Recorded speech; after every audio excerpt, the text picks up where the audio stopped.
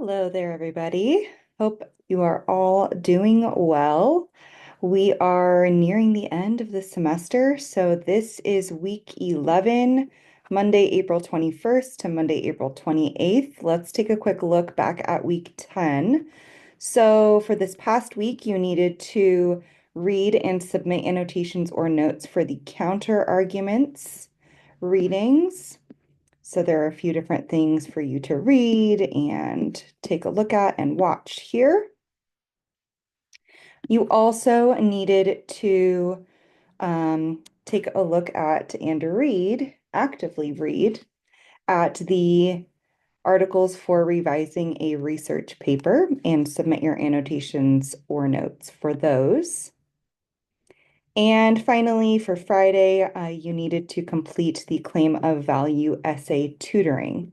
So all of these things are working towards helping you prepare for your final draft of the claim of value essay, which is due Monday, April 21st. That's today. So the final draft of your claim of value essay is due today. Looks like some of you still need to submit. So please work on getting that in as soon as you can.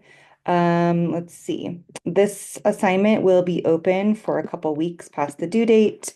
If you are struggling, if you're behind, you still have time to complete and submit it. Please reach out to me if you need any help, if you're struggling with something. I'm here to help you, so don't hesitate to send me a message or an email and let me know what's going on.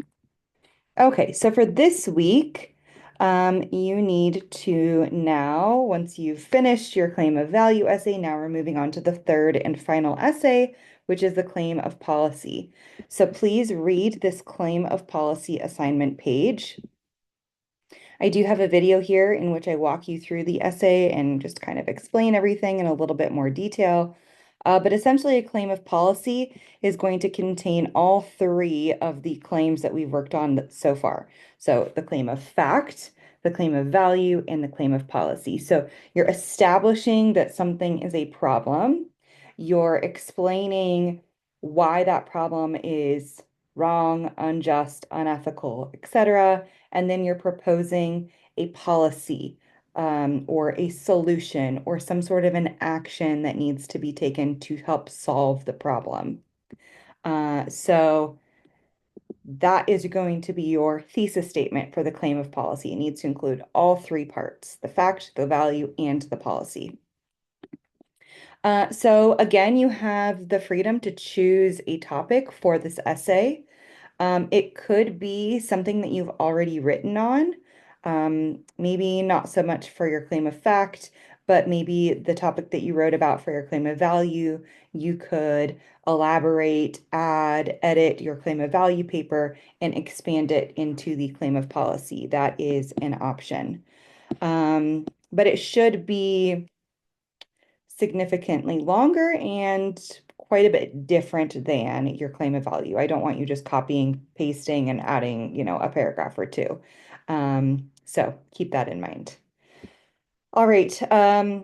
Total length for this, it says 6 pages. If you can get to 5, that would be great. I know when you kind of get up there with the numbers, it can be a little bit intimidating. But keep in mind again that you are establishing all three claims, the fact, the value, and the policy here. So there's a lot for you to discuss.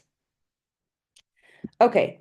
Next, I'd like for you to watch this TED Talk. It is one of my favorite TED Talks, and I think it's one of also the most popular TED Talks that has ever been published or happened. And it's called How Great Leaders Inspire Action by a guy named Simon Sinek. He's a speaker, he's an author. And so I would like for you to watch this and take notes while you watch. Then you're going to write a summary and analysis of this talk. So you're going to kind of answer these questions in paragraph form, and then you're going to submit your notes and your typed summary and analysis. It can be in the same document, that's fine. So this is just kind of getting you acquainted with the idea of action, right? How do we as a leader in a community or an organization or, just a person in general, how can we inspire people to act on the issues that we feel are important? So I think this might give you some good ideas of what sorts of actions you can start to think about for your particular topic for this third essay. All right, next is the topic proposal. This is again pretty much the same as all the other topic proposals.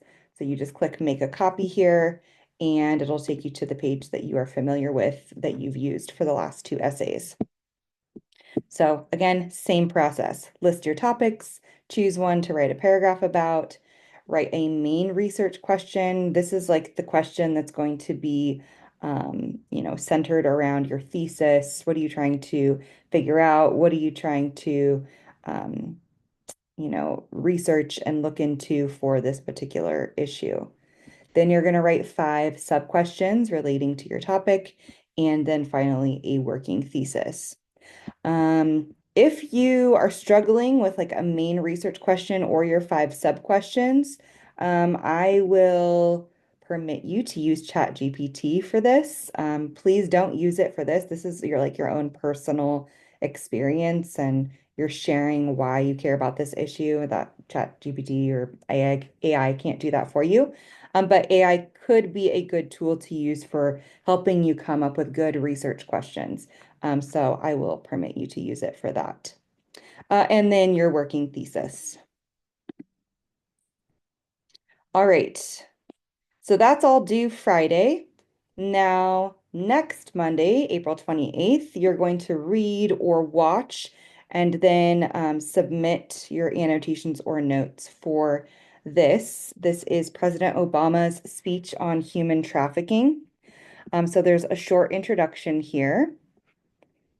And there is a PDF document of the speech, which I just put into a PDF document from this online source just because it takes out kind of the noise and the ads and that sort of thing, and is easier to read and annotate.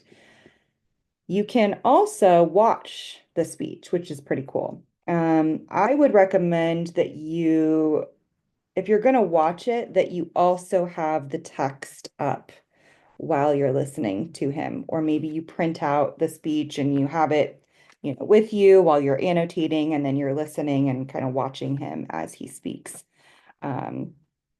So yes, so you're going to do that, and then you're going to submit your annotations or notes. It says this is worth 5 points. I actually changed it to 10. I think it's several pages. So let me just update that. Let's take a look. How many pages is it? 7 pages. Oh, actually, it does still have those kind of screenshots, but it's a little bit easier to read and easier for you to annotate in the PDF form. All right, so that is that. That's it for week 11. Keep in mind that all of the next weeks are published, so you can go ahead and look at what we've got going on for weeks 12, 13, and 14. And you can work ahead if you would like to. And as always, let me know if you have any questions or concerns. And I hope you're all feeling okay about the class, pretty confident now. You've got 2 essays under your belt and 1 to go, and the end is near. So have a great week, everyone, and I'll see you all next week.